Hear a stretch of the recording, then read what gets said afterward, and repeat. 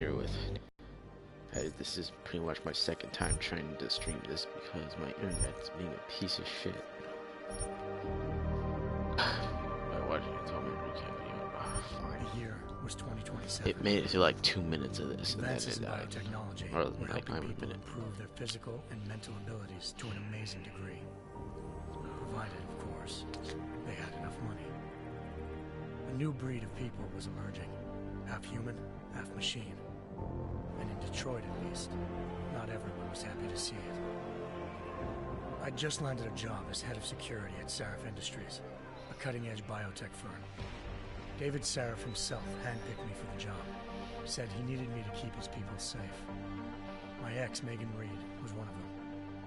Brilliant neuroscientist, Megan had found a way to make augmentation safe and affordable for everyone. All she had to do was present her research to Congress. But the night before her big meeting, my security measures failed. A team of Black Op mercenaries stormed into Sarif headquarters, massacring everyone in sight. 3 of the mercs were heavily augmented walking tanks. Their mission? Take out Megan and her team. I tried to stop them, but their leader tossed me through a plate glass wall. Last thing I heard as his bullets slammed into my brain was Megan's dying scream. I should have died with her. Only I didn't. High-end military-grade enhancements saved my life. The best augmentation Sarif's money could buy. It took me half a year to get a feel for her. Should have taken longer. But 6 months into my recovery, Sarif Industries was attacked again. This time, by a radical group of pro-human purists.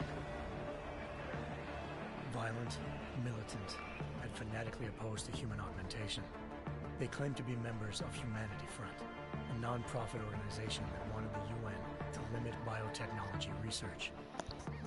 The thugs broke into Sarif's factory and found machinists working overtime on a top-secret military augment called the Typhoon. And specs. Obviously something more was going on. Sarif ordered me to dig deeper. I'd been controlling the AUG's actions from somewhere off-site. Pritchard and I tracked his signal to a secret FEMA internment camp in Detroit. The Black Op mercenaries were there.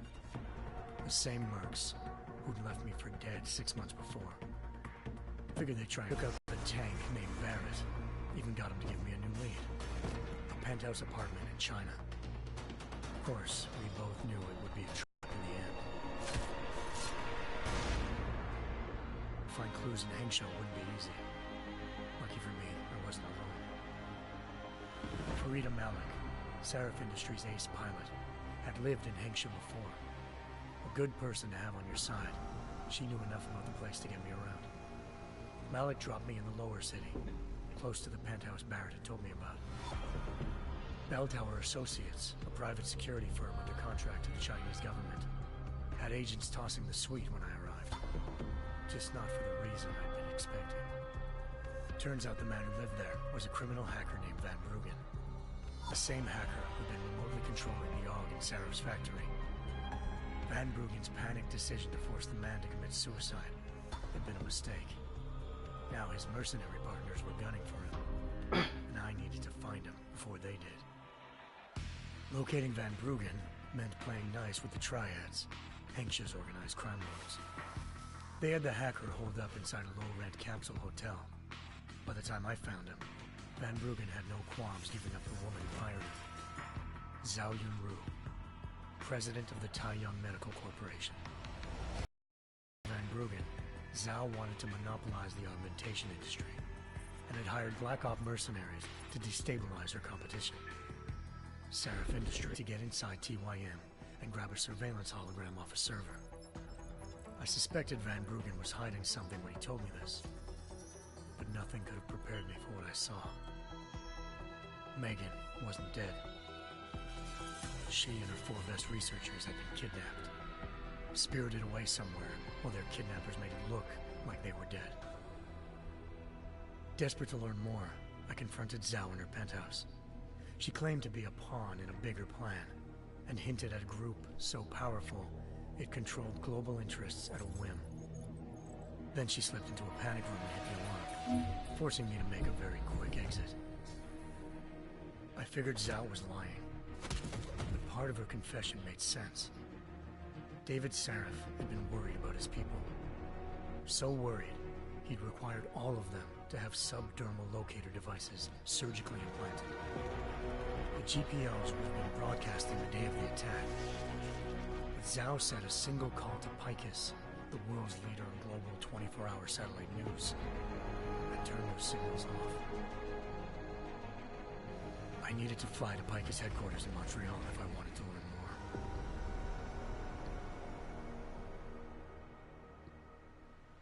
Eliza Cassan, Picus Communications' First Lady of News. Malik thought I was reaching when I told her Eliza was involved in this. The world's most famous news anchor, working with a mercenary hit squad. But when I confronted Cassan in her office, she freely admitted to jamming Detroit satellites the night Megan's team had been taken. Said she's just been following her commands. I suspected she wanted to say more. But Black Op mercenaries showed up looking to shut us both down. And just like that, the Eliza I'd been talking to disappeared. The Mercs were led by an augmented killer I'd crossed paths with twice before. Fedorova, a woman who'd made silence her best friend. She waited for me to track Eliza's transmission to a secret server room underneath the Picus complex, then jumped me from behind. A deadly fight ensued. I made sure she never moved silently again. With Fedorova down, and no one left to keep Eliza quiet, she reappeared. Turns out Picus's First Lady of News wasn't a lady at all. She was a sophisticated AI program, engineered to monitor data streams and control what people believed. Eliza told me the Mercs had brought in a Humanity Front doctor named Isaiah Sandoval to remove the scientist's implanted tracking devices while Detroit's satellites were down. She also told me to speak to David Sarif if I wanted to learn more. By the time Malik and I got back to Detroit, tensions between normal and augmented citizens had reached a flashpoint. Riots were breaking out in several cities, and the UN was being urged to intervene. Sarif was trying hard to convince Hugh Darrow, the inventor-turned-philanthropist who'd once been a leading proponent of enhancement technologies, to help stop a possible regulatory vote. Sarif had a lot riding on Darrow. Megan's discovery would have given millions of people the chance to evolve beyond their normal human abilities, and at the same time catapulted Sarif Industries to the top of the Fortune 500. According to Sarif, Megan's kidnappers knew this, and didn't want people evolving unless they controlled how it was done.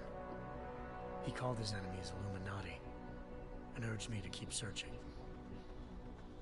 Determined to do so, Illuminati I tracked down confirmed. Sandoval via America's most outspoken augmentation opponent, Bill Taggart, Sandoval's boss and founder of Humanity Front. Sandoval admitted to operating on Megan's team when I confronted him, but said he hadn't removed their GPOs. He'd merely switched them to a different frequency. Pritchard was able to trace one of the signals to China. Malik and I immediately took off in pursuit. Unfortunately, the Illuminati were one step ahead. They always are. Ambushed. Shot out of the sky by Bell Tower Associates seconds after entering Hengsha's airspace. Malik's piloting skills saved me. After a tense and bitter struggle, I escaped into Lower Hengsha. The tracking signal I was following led straight to the Triads, or more specifically, to the augmented arm of Tong Si-hung, leader of a gang of augmentation harvesters. Tong said they'd taken the arm off a corpse, which Bell Tower had left at their door, meaning at least one of Sarif's scientists was dead. Maybe not the rest of them, though. Tong pointed me to a port used for human trafficking and helped me slip aboard a Bell Tower ship. We were sailing to Rifleman Bank Station, a military base in the South China Sea. Bell Tower was holding kidnapped civilians as prisoners there, and using them to perfect the Chiron Project, a human-computer interface that left most of its test subjects dead. My search for Megan would have ended then, if not for a mysterious ally named Quinn. In exchange for my help exposing Bell Tower, he slipped me aboard a second ship headed to Singapore and an Illuminati-run biotech facility called Omega Ranch. 3 of Seraph's scientists were there, forced by their captors to create a technology capable of remotely shutting down augmented abilities.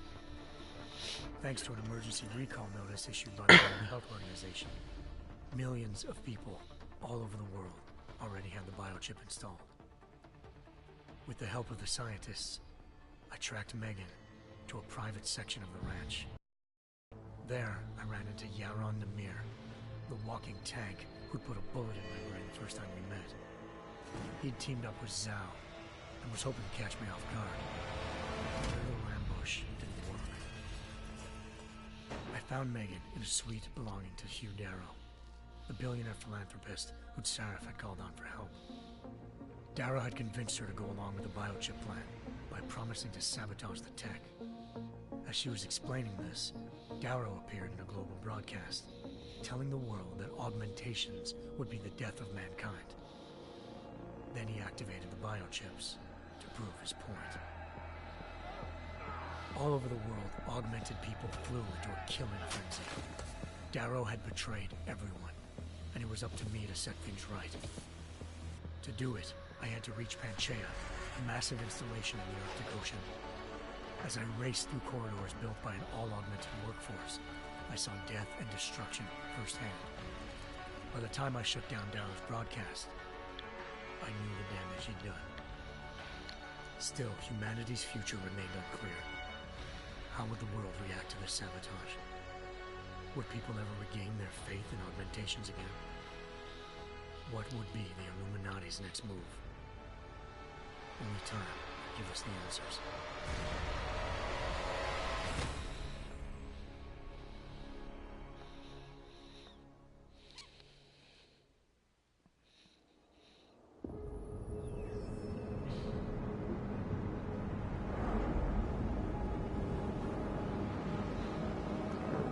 Finally getting into the game.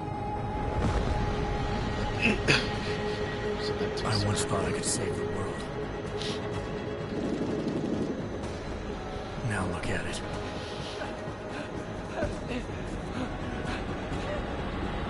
In yet another augmented terror attack, 251 passengers aboard sister airlines flight 451 were killed when an augmented passenger broke into the plane's cockpit and ruthlessly butchered its flight crew.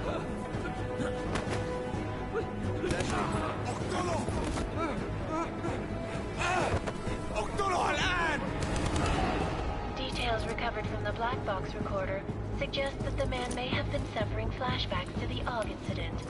That horrible day 2 years ago when augmented people all over the world flew into a psychotic killing spree, causing the greatest loss of life in recent history. Sometimes, you just have to let go. There he is. The only one And embrace what you've become. here. Not gonna go all wonky on us now, Hansa, are you? Well, if I do, McCready, I guarantee you'll never see it coming. Agent Jensen! Am I gonna have a problem with you? No, sir. No reason to assume you would. Good. Because you are the only augmented operative on this team, and I intend to make good use of you. Listen up, all of you. We got a sandstorm barreling down our ass and we can't afford to make mistakes. We're going after this man, an arms dealer named Shepard. He's ex-Bell Tower, one of the Special Forces commanders who disappeared during the incident. And he's come out of hiding. That cannot be good. It's not. He's selling weapons and military-grade augments to terrorists. This is Aran Singh, the undercover agent who lured Shepard out of his hole. Best you see Interpol's got. For 3 years he's worked hard to get in tight with the Jinn, an Iraqi smuggling cartel that's infected the Eastern Hemisphere like a plague. Last week, our arms dealer sent a message to the Jinn, offering to sell them a shitload of black market merchandise dirt cheap. They told Singh to handle the buy. They're not gonna like it when Interpol disrupts their party. Is Singh's cover really that good? It is right now. We need to keep it that way. This is where the deal's going down. A half-finished high-rise hotel that's been abandoned ever since the incident. It's not a pretty picture inside. Let me guess. Most of the laborers were augmented with heavy-duty industrial rigs. So when the incident hit, and they all went schizo, things got gruesome real fast. And no one, except for some homeless junkies, have been inside the place ever since. So what's the plan, Director? Singh's meeting Shepard on the ground floor, inside the hotel's main atrium. He sent the bulk of his gin crew to the penthouse levels to secure a vantage point. I want McCready's team to take up positions overlooking the atrium and make the arrest. Jensen, you're going in solo from the roof. Of course. My objectives? Keep the gin from joining the party. As far as we can tell, only one route connects the atrium to the penthouse level. A halfway decent elevator shaft. Here. I want you to block access to it. Fine. Just cut me loose. Do you plan on relying solely on your augments for this one? I'd recommend taking a little hard way, just to be sure. I am making choices now. Let's go. No, Nathan. We've got a UC in there. Might be easier to maintain his cover if he's not the only one still breathing when this is done. Smart thinking. Yeah, but if anything does happen to him, you'll be telling his wife. After you get out of the hospital, of course. What about range? There's lots of wide spaces and high ceilings in there, but a number of tight and constrained rooms too. So it's a crapshoot, really. I do like going distance. Never was one to play the odds. Give me something I can use up close. You got it. One last thing, Jensen. Singh said that Jin are using some sort of portable Wi-Fi device to boost communications. He's got a better chance of maintaining cover if you disable it. Keep an eye out for it. But aren't we on the clock here? You said there's a sandstorm moving in. There is, and we got the intel on this mission at the very last. If it comes to it, your #1 priority is keeping the Jin out of that atrium. Copy that. Time to put away your heavy thoughts, gentlemen. We're approaching the target building. You're up first, Jensen. Let's do this. Task Force Actual. This is Knife Leader. Engage Hush drives and descend to Angels 1-5.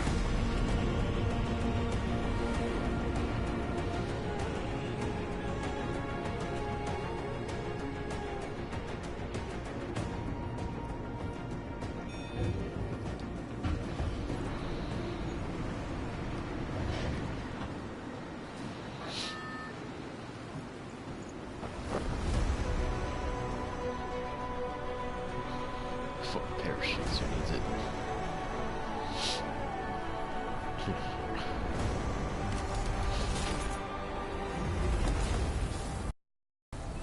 And we joined right when I came in for landing. First viewer.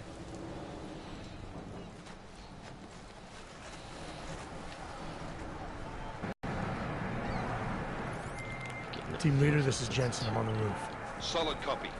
Move into the building. The access route you need to block is at the far end of the penthouses. And keep in mind, the direct route might not be the easiest one. Roger that. McCready will advise once his team is on the ground. Miller out.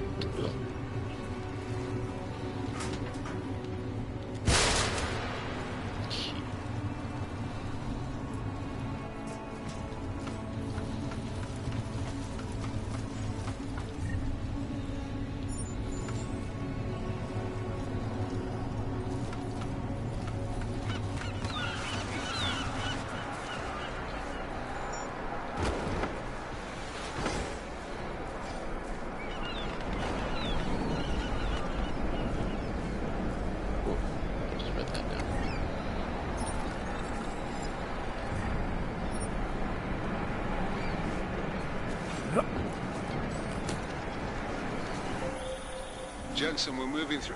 Oh, fuck! What's wrong? The Jinn have got a few Jennies up and running. Gonna have to hack keypads. Should enjoy McCready. They have colors and shapes. Just remember.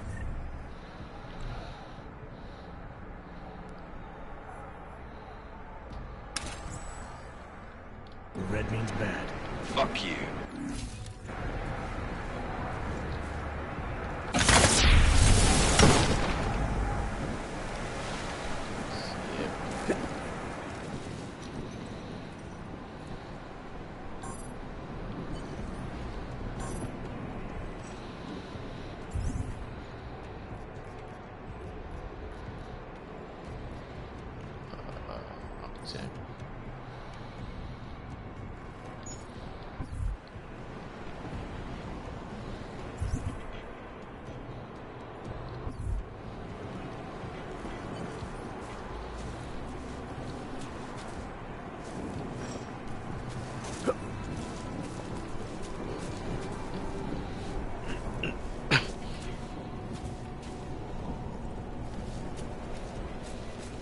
Oh, here we go.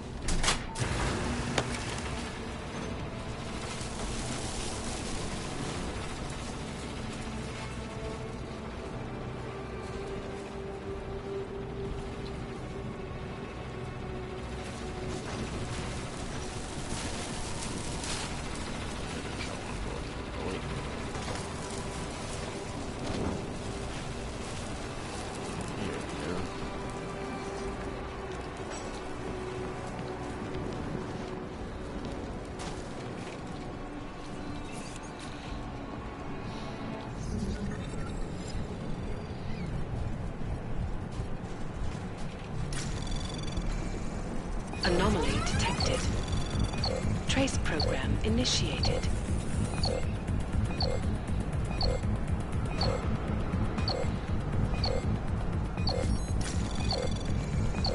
Access granted.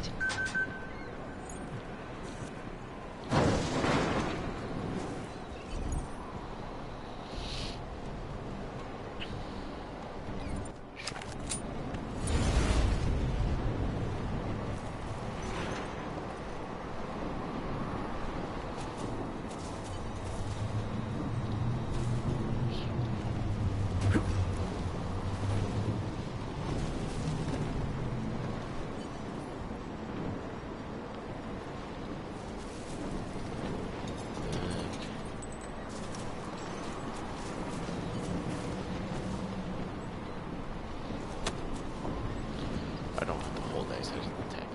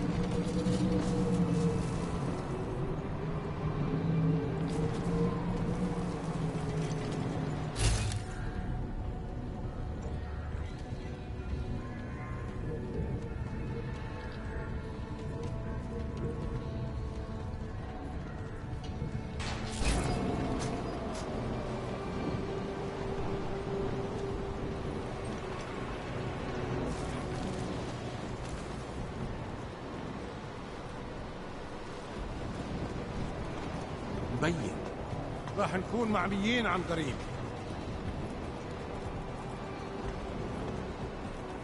راح يكون من الأفضل إلنا نجيب أسلحة جديدة.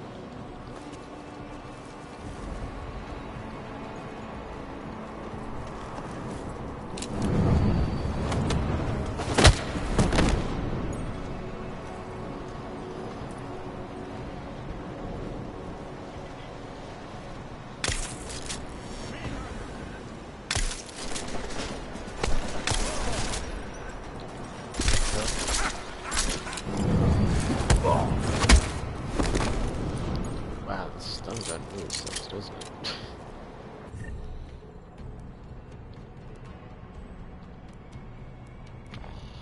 Oh, there we go.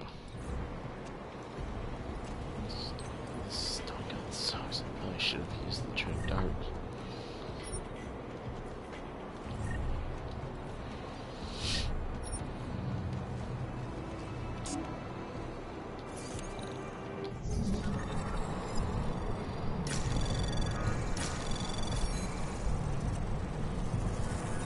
Anomaly detected. Trace program initiated.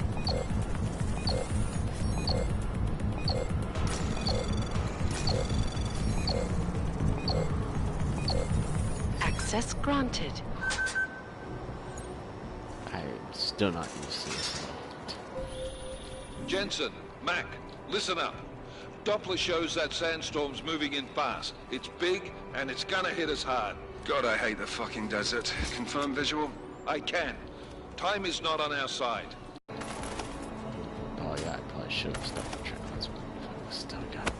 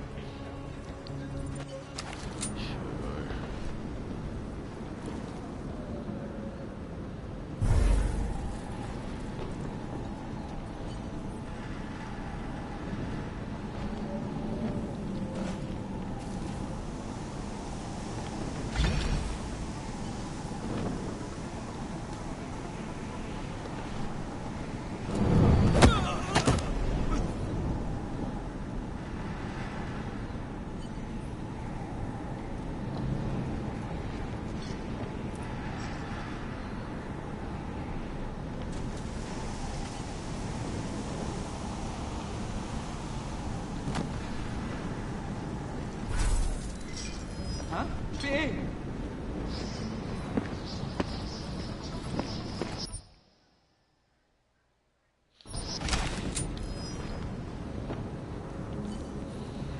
That's okay, we want to get used to this.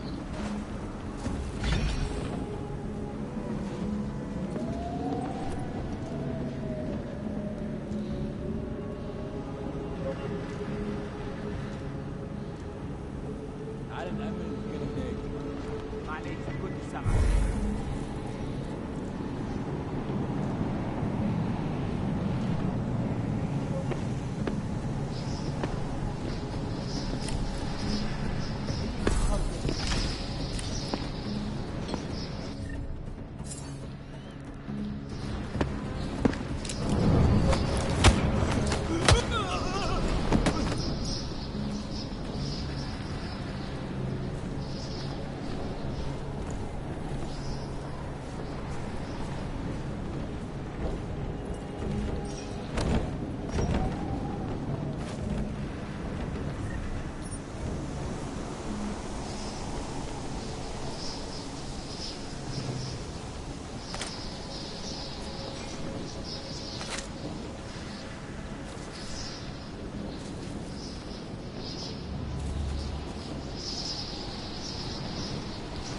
Vent over here.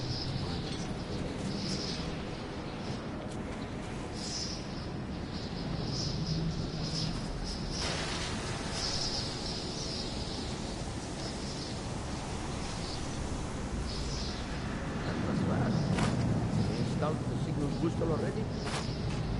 عشان نخزن المخازن الموجودة عشان تكون بعيدة من الرمل. Good. There is too much riding on this deal. Last thing we need is the comms breaking down. يلا نبتدي نتحرك.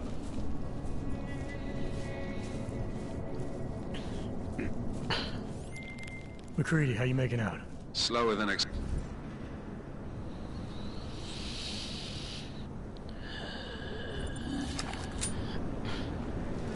was fast. You installed the signal booster already?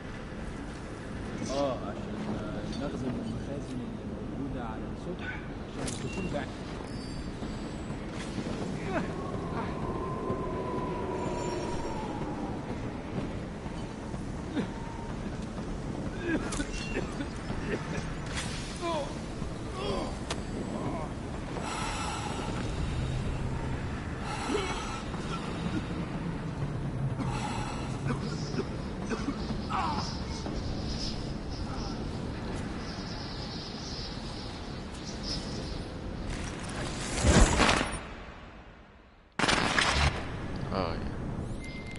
McCready, how you making out? Slower than expected. It's like someone's tilled a fucking cemetery down here. Say again? When the shit hit the fan in 27, that rush must have been for the stairs. There's corpses everywhere. A lot of your cousins are here too, Jensen. You want me to grab you any spare parts? No parts, but I take mine with cream and 2 sugars while you're asking.